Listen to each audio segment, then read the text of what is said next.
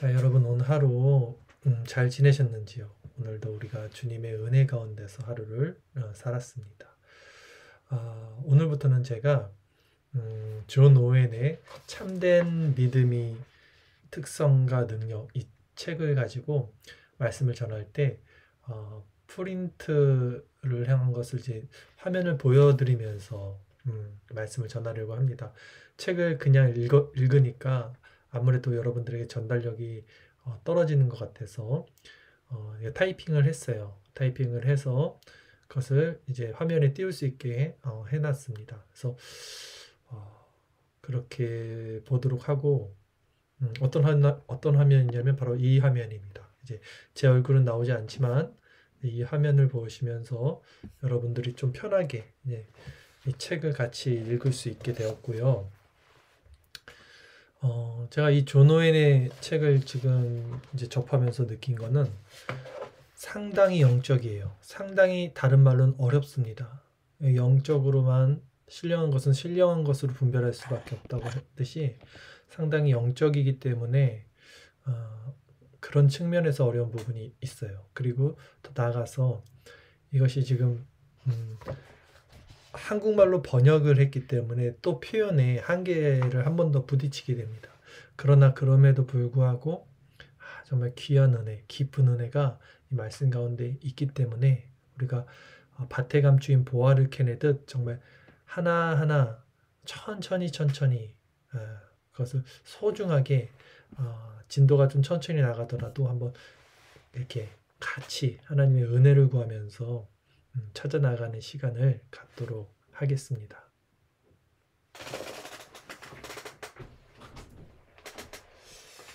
자, 제가 한번 2장 제목부터 읽어드리겠습니다. 참된 믿음이 바라보는 하나님의 구원 방식입니다. 그럼 오늘 첫 번째 시간이고요. 아마도 두 번째, 세 번째 이어져서 이 주제를 2장 주제를 끝낼 겁니다. 제목부터 우리가 한번 살펴볼게요. 자, 참된 믿음이라고 한다는 것은 이제 믿음이면 믿음이지 참된 믿음이 뭐냐 하는 거죠. 그러면 참되지 않은 믿음이 있다는 거예요. 결국 믿음도 참된 믿음이 있고 참되지 않은 믿음이 있다라는 건데 참된 믿음이 있어요. 우리는 이제 이 참된 믿음을 추구해야 합니다. 그리고 이 참된 믿음이 바라보는 하나님의 구원 방식이라고 제목이 되어 있죠. 하나님의 구원에는 방식이 있습니다. 어떤 원리가 있어요. 어떤 사람들은 그냥 하나님을 믿고 예수님을 믿어서 구원에 이른다. 이렇게 아주 가볍게 생각을 하는데 사실 하나님을 믿는 것, 예수님을 믿는 것 상당히 깊고 그 원리, 방식이 존재합니다. 그래서 이 제목도 보면 참된 믿음이 바라보는 하나님의 구원 방식이라고 말하고 있죠. 또 한 가지 재미있는 것은 이 제목이 지금 어떻게 이게 좀 이해가 되십니까? 참된 믿음이 바라보는 하나님의 구원 방식이라는 제목이 믿음이 꼭 사람처럼 말을 하죠. 이 믿음이 바라본다는 게 무슨 뜻일까 했을 때 이 믿음이 주체가 되는 거죠. 예. 인간이 믿음의 주체가 아니라 이 참된 믿음 자체가 주체가 되는 거예요. 믿음에. 그래서 그 참된 믿음, 이 주체된 이 믿음이 바라보는 하나님의 구원 방식에 대해서 오늘 말씀을 드리는 겁니다. 자, 이런 식으로 좀 어려워요. 오늘 말씀들이 계속 어렵지만 여러분 기도하는 마음으로 같이 한번 살펴볼게요. 첫째로 구원 얻는 믿음은 죄인들을 구원하시는 하나님의 방식을 인정하되 모든 면에서 그 방식은 하나님께서 창안하시고 승인하시며 제시하시기에 합당한 것이라고 생각하며 그것을 인정합니다. 무슨 말이냐면 구원에 이르는 참된 믿음이 있습니다. 이 믿음은 하나님의 그 구원 방식을 인정하는데 어떤 면에서 그걸 인정하냐면 이 구원 방식은 하나님의 구원 방식은 하나님이 창안하신다는 거예요. 이 구원의 주체가 하나님이시라는 거죠. 구원의 원리가 하나님이 창안하셨다는 거예요. 그리고 하나님이 그것을 허락하셨어요. 승인하셨고 하나님이 제시하셨습니다. 인간들에게. 이렇게 하는 것이 구원의 방식이야. 구원의 원리야. 구원받는 길이야. 제시기야 그렇게 하기에 합당한 것이라고 생각하며 그것을 인정합니다. 누가 인정해요? 우리가 인정하는 게 아니라 구원 없는 믿음이 인정한다고요. 믿음이 주체가 돼서 이 구원받는 믿음은 하나님이 창안하시고 하나님이 승인하시고 하나님이 제시하시기에 합당한 것을 인정한다는 거예요. 그러니까 쉽게 말해서 구원의 시작과 끝, 구원의 모든 전적인 주권이 하나님께 있는 거예요. 우리 편에 있는 게 아닙니다. 인간이 구원에 있어서 뭐 하나 거기다 추가시킬 수 있는 것은 없어요. 시작부터 끝까지 모든 것이 하나님이 창안하시고 하나님이 승인하시고 하나님이 제시하신 구원이라는 거죠. 히브리서 2장 10절에서 사도 바울은 다음과 같이 말합니다. 만물이 인하고 만물이 말미암은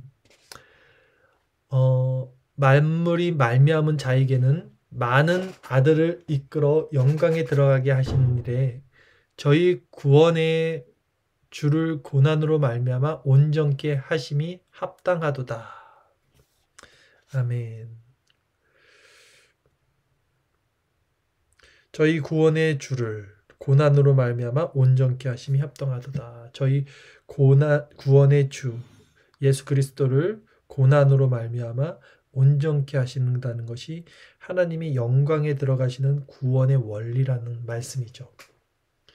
하나님께 합당하고 하나님께 어울리며 하나님의 것으로 인정될 수 있는 것은 오직 하나님의 무한한 지혜와 인자와 은혜와 거룩과 의와 일치하는 것뿐입니다. 이런 말씀도 상당히 깊은 말씀이에요. 하나님께 합당하다는 거, 하나님의 마음에 합하다 그랬죠. 그리고 하나님께 어울리는 게 뭡니까? 하나님의 속성이에요. 하나님의 속성과 닮은 것. 하나님이 인간을 하나님의 형상으로 창조시켰던 그 속성, 하나님께 어울리며 그러므로 하나님의 것으로 인정될 수 있어요. 이제 하나님께 합당한 자, 하나님의 속성으로 같이 어울릴 수 있는 그 자들, 그 상태만이 하나님의 것이다 라고 말할 수 있겠죠. 그 인정될 수 있는 것은 무엇입니까? 오직 하나님의 무한한 지혜. 하나님의 지혜는 무한했습니다. 또 인자, 하나님의 사랑이죠. 또 은혜와 거룩, 이게 뭡니까? 하나님의 속성이에요. 하나님 안에서 있는 속성, 하나님 아는 지식, 하나님의 속성, 이것과 일치하는 것밖에 없다는 거예요. 이 하나님의 속성과 일치하는 것밖에 하나님 마음에 합당하고 하나님과 어울릴 수 있는 것은 없다는 겁니다.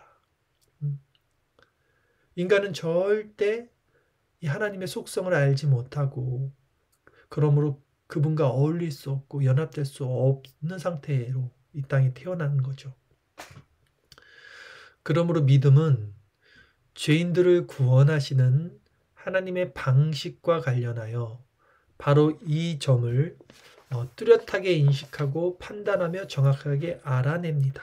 무슨 말씀이냐면 이 믿음은 이제 구원받는 믿음이죠. 참된 믿음. 이 믿음은 죄인들을 구원하시는 하나님의 방식, 지금 말한 이 하나님의 방식, 하나님이 창안하시고 승인하시고 제시하신 이 하나님의 속성을 닮은 이 방식과 관련하여 바로 이런 점을 뚜렷하게 우리가 인식하고 판단하고 정확히 알아내야 됩니다. 지금 이 말씀에 대한 깊이를 우리가 그리스도로 말미암아 맛을 보고 받아내야 한다는 거죠. 예. 그것이 구원 얻을 수 있는 참된 믿음이고 하나님의 구원의 방식이라는 거예요.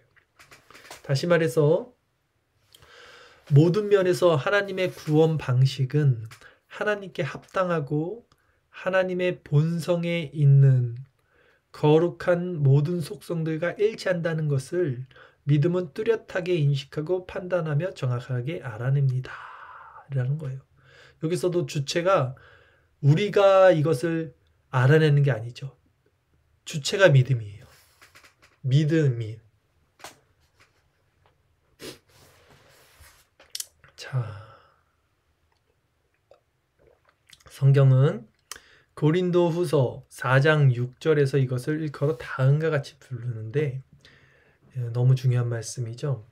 예수 그리스도의 얼굴에 있는 하나님의 영광을 아는 빛이라는 거예요. 이게 즉 참된 믿음은 하나님의 속성 안에 있는 그분의 구원의 방식과도 같은데 우리가 이 하나님의 속성 안에서 그분의 구원을 알 수 있는 길은 오직 예수 그리스도를 통한 예수 그리스도의 얼굴에 있는 하나님의 영광을 아는 빛, 이 빛의 조명을 받고 이 맛을 보고 이 은혜를 누리는 것, 이 상태를 경험하는 것만이 구원의 방식이요, 구원받는 참된 믿음의 원리라는 거예요.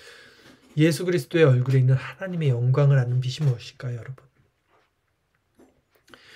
우리 인간은 하나님의 속성과는 반대되기 때문에 하나님의 속성을 절대 알 수 없어요. 그렇기 때문에 중보자 되신 예수 그리스도를 통해서 하나님께 나갈 수밖에 없는데 이제 그 포도나무 되신 그리스도에게 우리가 접붙여서 우리 생명이 우리 옛 자아가 그리스도와 연합하여 십자가에 못 박는 경험을 통해서 이제 그분 안에서 중생과 회심이 일어나고 그러므로 새로운 본성이 시작되고요. 새로운 자각, 새로운 지식, 새로운 개념, 새로운 관점들이 열립니다. 그래서 그 새롭게 변한 그 정체성을 가지고 이제 하나님을 아는 속성, 하나님께 나갈 수 있는 하나님의 영광을 아는 빛을 우리는 조명받게 되는 것이죠. 죄인들을 구원하시는 하나님의 구원 방식에서 이처럼 하나님의 영광을 발견하는 것은 오직 믿음만이 할 수 있는 일입니다. 이 믿음의 주체도 오직 예수 그리스도입니다. 그래서 이 구원 얻는 믿음은 그것을 복음이라고도 하죠. 만세 전부터 감춰졌다 그래요. 그리고 세상 지혜 있는 자들에게는 절대 이것은 열려지지 않습니다. 좀 더 살펴보도록 하겠습니다. 또 하나님의 구원 방식을 받아들이는 것도 오직 믿음만이 할 수 있는 일이라는 거예요. 그래서 세상 지혜자들도 지금 이런 말씀을 이해를 할 수가 없고 무슨 말씀이야? 인간의 오감, 인간의 그 사고, 체계 밖에서 깨달을 수가 없으니까 이거를 이해할 수가 없어요. 반대로 그 영광을 인식하지 못하는 것과 하나님의 구원 방식을 인정하지 못하는 것은 사람들의 영혼을 파멸로 몰아넣는 불신앙입니다. 자, 우리가 하나님의 그 그리스도의 얼굴에 있는 하나님의 영광의 빛을 인식하지 못한 이유가 뭐냐 했을 때 그것이 불신앙이고 그것이 죄의 문제이고 그것이 우리 눈이 가려져 있기 때문이라는 거예요. 본성상 마귀의 자식이고 하나님의 형상을 잃어버렸기 때문이라는 거죠. 복음이 제공하고 있는 구원 방식을 사람들이 받아들이지 않는 이유, 또 받아들이지 못하는 거죠. 그 구원 방식이 얼마나 신적 영광으로 충만하며 신적 영광이라는 거예요. 이 그리스도의 얼굴에 있는 하나님의 영광의 빛은 이것을 도대체 말로써 표현할 수가 없어서 신적 영광으로 충만하다 이렇게 표현을 한 건데 사실 이 단어에 국한시킬 수가 없는 은혜의 영역입니다. 너무나 놀랍고 너무나 행복하고 충만하고 감격하고 감사하고 따뜻하고 이런 기쁨, 희락, 평강 이런 것이 가득한 상태인 거죠. 그것이 신적 영광으로 충만인데 하나님께 얼마나 합당하고 적합한지 이런 구원 방식이 또 하나님의 본성에 있는 모든 완전함에 얼마나 잘 부합하는지를 보지도 못하고 깨닫지도 못하기 때문에 사람들은 못 받아들이는 거예요. 지금도 이 말씀을. 피상적으로만 들리겠죠. 아무리 설명을 해도 알 수 없는 것입니다. 사람들의 마음은 혼미해져 있어서 하나님의 형상이신 그리스도의 영광스러운 복음의 광채가 그들에게 비추지 못합니다. 했어요. 자, 우리 마음은 미쳐 있어요. 혼미해져 있어요. 그래서 그리스도는 누구냐 했을 때 하나님의 형상이에요. 하나님의 또 본질이십니다. 그 하나님의 형상이신 그리스도의 영광스러운 복음의 광채가, 그 신비한 복음, 감춰져 있던 그 복음의 광채가 그들에게는 비추지 못한다라는 것이죠. 그렇기 때문이죠.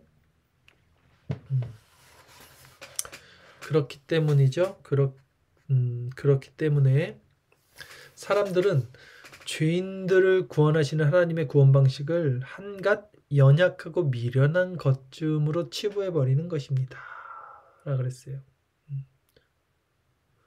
복음이 미련하게 보이는 거예요. 반대로 믿음은 복음 안에 제시되어 있는 예수 그리스도를 통해서, 제가 오늘 말씀을 왜 이렇게 천천히 읽냐면 이렇게 천천히 읽어서 이것을 곱씹고 이 단어의 깊은 것을 깨달아야지 이게 소화가 되는 말들이에요. 이게 지금 사람의 어떤 지식이나 논리로서 이해시킬 수 있는 말들이 아니라서 천천히 가니까 여러분도 묵상하는 마음으로 잘 따라오십시오. 자, 믿음은 복음 안에 제시되어 있어요. 예. 무슨 말이냐면 이 믿음의 주체가 믿음이잖아요. 근데 이 믿음이 어디 제시되어 있냐면 복음 안에 제시되어 있는데, 이 복음은 뭐냐면 그리스도가 복음이에요. 그래서 참된 믿음은 그리스도 안에 제시되어 있는, 그래서 예수 그리스도를 통해서라 그러죠. 이 복음을 죄인들을 구원하시는 하나님의 구원 방식이 하나님과 그분의 모든 신적 탁월함이 창안하고 자정하며 제공하기에 합당한 것임을 뚜렷하게 깨닫고 정확하게 알아냅니다. 이게 무슨 말이냐면, 어떤 이들이 이 예수 그리스도의 복음 안에서 죄인을 구원하시는 하나님의 구원 방식인 이 믿음을 알게 된 거예요. 이 믿음을 알게 되니까 이것이 정말 신적, 그러니까 이 믿음의 주체가 하나님이고 이것은 정말 하나님이 창안하시고 지정하시고 제공하시기 합당한 것임을 이들이 이제 뚜렷하고 깨닫고 정확하게 알아냈다는 거예요. 즉 이게 뭐냐면, 우리 칼빈 5대 강령 있잖아요. 인간의 전적 타락과 하나님의 절대 주권, 하나님의 무조건적인 선택과 제한 속죄, 불강력적인 은혜와 성도의 견인, 믿음의 모든 주체가 하나님에 있다는 거, 인간은 아무것도 할 수 없다는 거, 이거를 정확히 알아내는 것이 구원받는 사람들의 특징이라는 거예요. 쉽게 얘기하면. 근데 이런 것을 지식으로, 의지로 동의를 할 수 있지만 실제 하나님의 주권을 인정한다는 것은 다른 문제죠. 그래서 읽어보겠습니다. 바로 이것이 믿음의 본질과 생명입니다. 그래서 이것이 믿음의 본질과 생명이라는 거예요. 그러니까 신본주의를 믿는 것, 하나님의 주권을 믿는 것, 믿음의 주체가 하나님께 있다는 것, 이것을 믿는 것이 뭐예요? 그 믿음의 본질이고 이것이 생명이라는 거예요. 이게 가장 소중하고 중요한 거예요. 이걸 깨닫는 것이. 바로 이것을 통해서 믿음은 하나님께 합당한 영광을 실제로 돌려댄다는 거예요. 우리가 이 믿음을 가져야만 이 신분주의적 믿음, 이 하나님 주권적 믿음, 하나님이 모든 믿음의 주체가 되는 이 믿음을 가져야지만 진정 하나님이 그 합당한 영광을 받고 우리가 실제로 하나님께 그 합당한 영광을 올려드린다는 거예요. 로마서 4장 20절, 믿음이 없어 하나님의 약속을 의심치 않고 믿음에 견고해져서 하나님께 영광을 돌리며. 아멘. 그러니까 같은 이런 성경 구절을 보더라도 관점이 두 개인 거예요. 예를 들어 인본주의적 관점에서 이걸 쫙 읽으면 이 믿음의 주체가 자기 자신에게 있습니다. 그래서 내가 믿음이 없어? 아니야, 난 믿음이 있어. 난 믿음을 가져야지. 이렇게 가겠죠. 그래서 믿음이 없어 하나님의 약속을 의심하지 말고 내가 의심하지 말아야지. 내가 다 내가예요.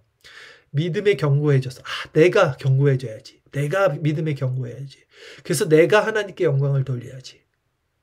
주체가 자기예요. 이거 아닙니다. 지금 우리가 짧게라도 살펴봤지만 이 믿음의 주체가 내가 아니라 믿음의 주체가 하나님인 거예요. 그 관점에서 신본주의적 관점에서 이거 읽으면 믿음이 없어. 그 하나님의 주권을 믿는 하나님의 신본주의를 믿는 그 믿음이 없어. 하나님의 약속을 의심치 않고 믿음에 견고해져서 하나님께 영광을 돌리며 이 믿음을 고백하게 되면 이 신본주의적 믿음을 고백하게 되면 우리 삶에 일어나는 모든 일련의 일들을 다 우리가 수긍하고 받아들일 수 있습니다. 왜? 하나님이 주권이니까. 하나님이 모든 것을 통치하시고 모든 것이 하나님의 주권 안에 있고 모든 것을 하나님 합력하여 선을 이루시는 하나님을 우리가 알기 때문에 나에게 좋은 걸 주는 것이 하나님이고 나에게 나쁜 일이 일어나는 것은 하나님이 주신 게 아닌 게 아니라 물론 사탄이 우리를 시험할 수도 있고 우리가 믿음에 낭망할 수 있음에도 불구하고 우리는 모든 것을 하나님의 섭리로 합하여 선을 이루시는 그 하나님의 주권으로 바라볼 때 내게 일어나는 고난도 어떤 역경도 풍파도 그 안에서도 하나님의 주권 안에서 하나님의 뜻을 따라갈 수 있는 그것이 믿음이에요. 그 믿음이 있어야 하나님의 약속을 의심치 않는 거예요. 이 믿음의 주체가 내게 있으면 믿었다 안 믿었다. 하나님이 믿어졌다 안 믿어졌다. 천국이 믿어졌다 안 믿어졌다. 사람은 수시도 바뀌잖아요. 자기 마음이. 평생을 잘 믿다가 딱 죽음 직전에 갑자기 하나님이 안 믿어졌어. 하나님이 안 믿겨져요. 막 천국이 없을 것 같아. 어쩔 거예요, 그러면? 어떠실 거예요, 여러분? 그 믿음은 그게 아니라는 겁니다. 그렇게 믿었던 모든 자들은 결국 그래서 구원을 얻지 못하는 거예요. 그 죽음의 공포가 우리를 휩싸일 때 얼마나 두렵고 얼마나 떨리겠습니까? 정신이 하나도 없을 거예요. 그때 여러분이 하나님을 붙잡는다고요? 그때 여러분이 가진 그 믿음을 끝까지 정신통일로 붙잡는다고요? 아닙니다. 믿음은 그런 것이 아니에요. 모두 다 그때 가서 후회할 거예요. 자신에게 믿음 없음이 탄로날 것입니다. 믿음의 주요 온전하게 하시는 오직 믿음의 주체이신 그리스도 그 하나님의 말씀과 언약 하나님의 주권 그 성경 그 안에서 하나님의 신본주의적 믿음을 갖고 있어야 돼요. 이것은 오직 참된 믿음만이 행할 수 있는 특별한 역사요 탁월함입니다. 라고 말해요. 그러니까 많은 사람들이 믿는다고 하는데 참된 믿음이 아닌 거예요. 참된 믿음만이 행할 수 있는 특별한 역사요 탁월함은 그 하나님의 속성을 알고 그리스도의 복음 안에서 하나님의 속성을 알고 하나님의 주권과 하나님의 그 주권 안에 순복하는 마음이죠. 그것이 특별한 역사고 탁월함이다 라고 웬이 말하는 거죠. 그리고 바로 이것을 통해서 믿음은 안식을 누려요. 믿음이 안식을 누리는 거예요. 이제 내가 안식을 누리는 게 아니고 믿음이 나로 하여금 안식을 누리게 하는 거죠. 그리고 기운을 더 얻게 됩니다. 우리에게 힘을 주죠. 그 믿음이. 마음의 평안을 주고요. 안식을 주기 때문에. 특별히 여기서 믿음은 죄인들을 구원하시는 하나님의 방식 안에서 하나님의 무한한 지혜가 분명하게 나타난 것을 보고 기뻐합니다. 이게 무슨 말이냐면 이 믿음이 우리 안에 들어오게 되면 그래서 이런 것이 있었어? 이런 마음 상태가 있었나? 세상에 이런 기쁨과 이런 평안이 있었어? 이 하나님 정말 놀라우신데? 그래서 하나님께 영광을 돌리게 돼요. 우선 인간이 이 은혜를 받으면요. 정말 이 무한한 지혜의 주인이신 그 하나님께 영광을 돌리지 않을 수가 없어요. 하나님 정말 대단하시고 정말 하나님 감사하고 정말 하나님이 이 좋은 것을 우리에게 주셔서 고맙습니다. 이걸 기뻐하지 않을 수가 없다고요. 네, 실질적으로. 그 얘기예요. 그래서 분명히 나타나는 것을 보고 기뻐합니다. 하나님께서는 자기 자신의 지혜로 만물을 창조하셨는데 창조 사역에서 하나님의 지혜가 하나님의 능력으로 행한 일을 보는 것은 사람들이 모든 자연적 경배에 있어서 하나님께 영광을 돌려드리는 유일한 이유입니다. 창조 사역에서 하나님의 지혜가 하나님의 능력으로 행한 일을 보는 것은 사람들이 모든 자연적 경배에 있어서 하나님께 영광을 돌려드리는 유일한 이유입니다. 모든 것은 하나님의 주권이고 그 안에 영광과 그 안에 기쁨이 있다는 것이죠. 그리고 그로써 우리는 하나님을 하나님으로서 영화롭게 하는 것이죠. 이런 말들이 정말 이런 말들에 우리가 깊은 이해가 필요합니다. 하나님을 하나님으로서 영화롭게 한다는 것은 우리는 하나님을 하나님으로서 영화롭게 하지 못하는 자들이라는 거예요. 하나님인데 하나님 영광 받으세요 라고 말하지만 그렇지 못하다는 거예요.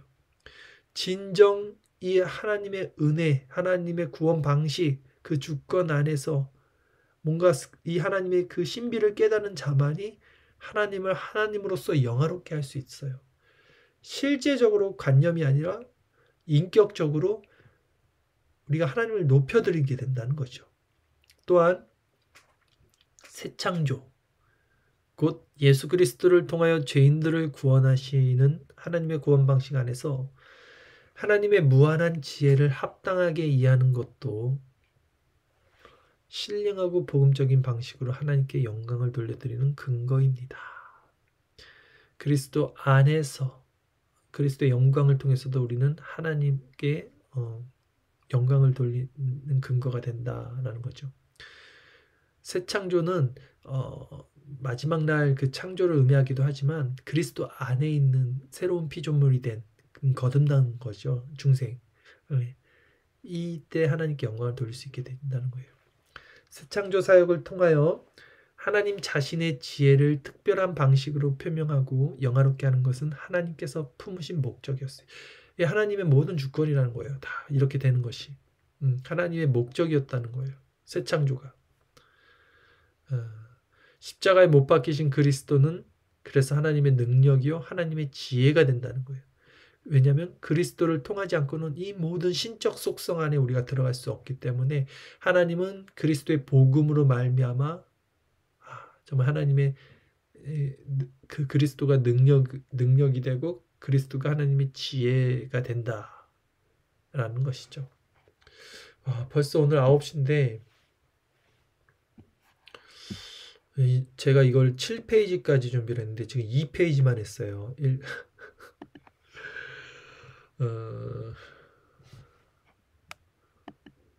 여기까지만 할게요. 3페이지 지금 줄 쳐져 있는 데까지만 오늘 한번 해보도록 하겠습니다.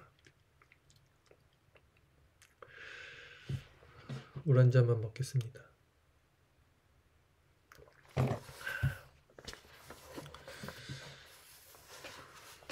그러므로 만일 우리가 하나님께서 제정해 주신 이 같은 구원 방식을 보면서 하나님의 지혜를 깨닫고 탐복한다면 바로 그것은 우리가 참된 믿음을 가지고 있다는 증거라는 거예요. 여러분, 이 결론이에요. 믿음의 주체가 자기가 아닙니다. 내가 의지적으로 관념적으로 하나님 믿습니다. 예수님 믿습니다. 이거 아니라는 거예요. 이 하나님의 신적 속성이 내 어떤 심령 가운데 이것을 하나님의 그 속성을 알게 해줘야 된다는 거예요.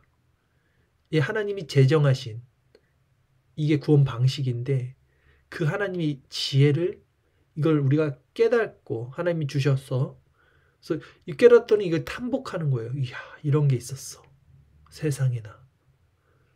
그것이 우리가 참된 믿음을 가지고 있다는 증거라는 거예요, 여러분.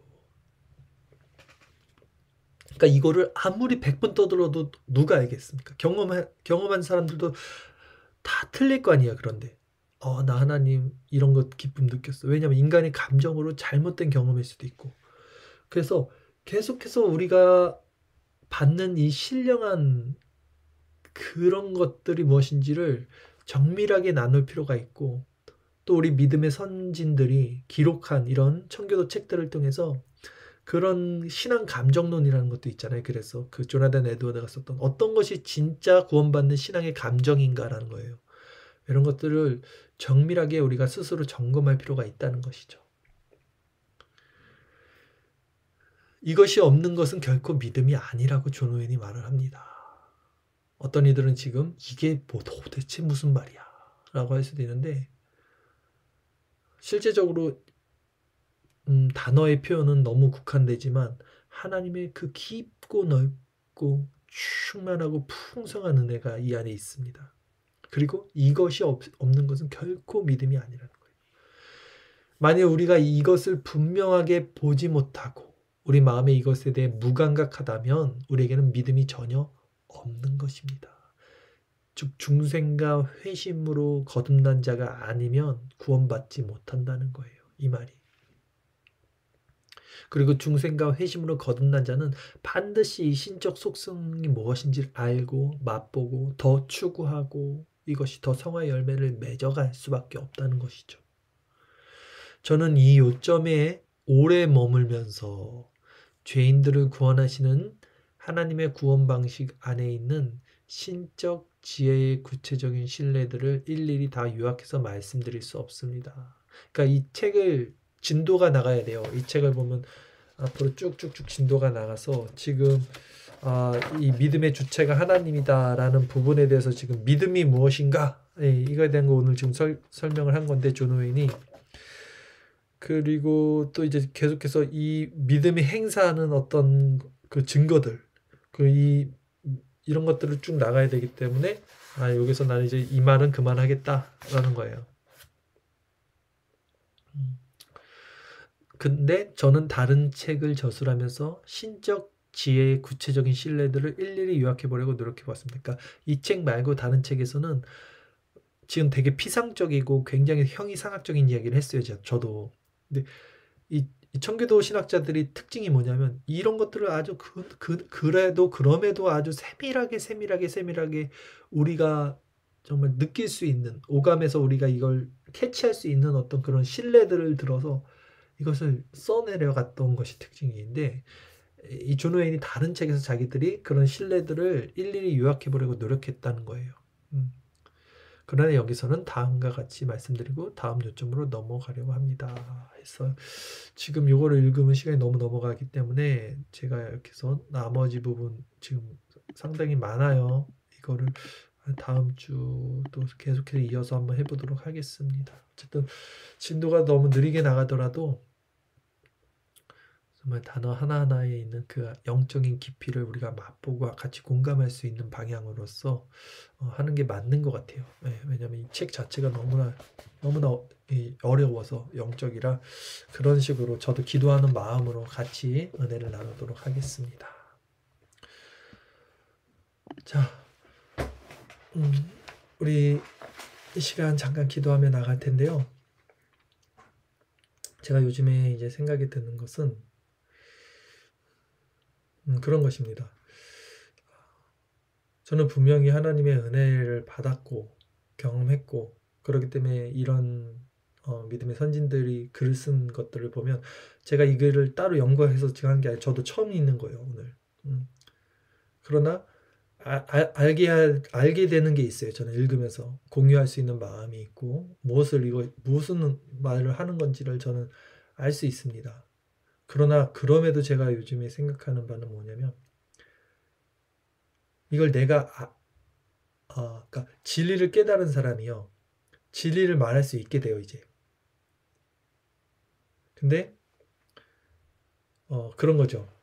지금은 그 진리 안에 있는 상태가 아닐 수도 있어요. 하나님의 그 한번 빛의 조명을 받은 상태일 수도 있고, 그 후로는 그런 성화의 열매를 맺지 못하는 자도 자기가 경험한 걸 가지고 그 신적인 은혜를 가지고 이게 이런 거구나를 깨달은 걸 가지고 지식을 전할 수 있다는 거예요. 근데 저는 그렇게 될까봐 가장 두렵습니다. 제가 그렇게 될까봐. 제가 안다는 그것을 가지고 진리를 전하면서 실제적으로 지금 나의 삶에, 지금 내 마음에 그 영적이고 신령한 상태가 없이도 그걸 전할 수 있다는 거예요. 그게 가장 무섭다라는 생각을 요즘 많이 하고, 그렇게 되지 않으려고 날마다 아침마다 우리가 묵상하고, 근데 그럼에도 불구하고 저는 아침마다 은혜를 받는 것이, 하나님께서 정말 그렇게 하나님을 붙잡고 기도하고 은혜를 구하면 그 신령한 것들을 한 번도 하나님이 그것을 가리지 않고 저에게 빛을 비춰주십니다. 그리고 그 빛을 한번 조명을 받으면요, 정말 살 것 같아요. 밥을 안 먹어도 배부르고 곧 죽어도 행복할 것 같은 그런 마음에 아주 평안하고 기쁜 상태. 그게 왜 기쁘냐면 그 상태가 죄가 없는 상태라서 기쁜 거예요. 인간은 가만히 놔두면 죄된 마음이 계속 올라오죠. 잘못된 생각들이 계속 올라오고 잘못된 감정들이 계속 올라옵니다. 그런데 그 그리스도 안에 있는 그 속성에는 죄가 없어요. 하나님의 신령한 것이 마음을 채우니까, 야, 이게 천국이거든요. 그 기도할 때 그것을 날마다 주시기 때문에 또 그것을 소망하고요. 그러니까 여러분들이 이런 것을 한번 맛보고 그것을 추억팔이 하는 게 아니라 날마다 그것을 맛보지 않으면 신앙은 매너리즘에 빠질 수밖에 없고 율법주의에 빠질 수밖에 없습니다. 그래서 이 시간 우리들 잠깐 기도할 때도 짧은 시간이지만 신앙이 우리가 위선자가 되지 않고 그 그리스도의 얼굴에 있는 하나님의 영광을 아는 빛이 날마다 우리 심령을 조명해서 포도나무에 붙은 가지가 돼서 그 열매를 맺는 그 기쁨, 감춰진 그 기쁨 안에서, 그러나 믿는 자들은 누구나 공유할 수 있는 그 기쁨 안에서 살아가는 자들이 되기를 바라겠습니다.